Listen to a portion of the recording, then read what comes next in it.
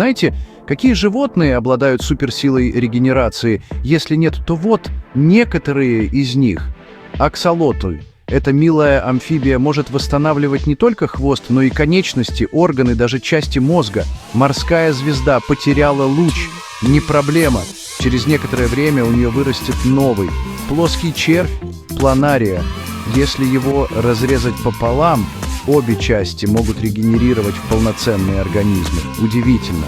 Саламандра – эта рептилия может отращивать свои конечности, хвост и даже глаза.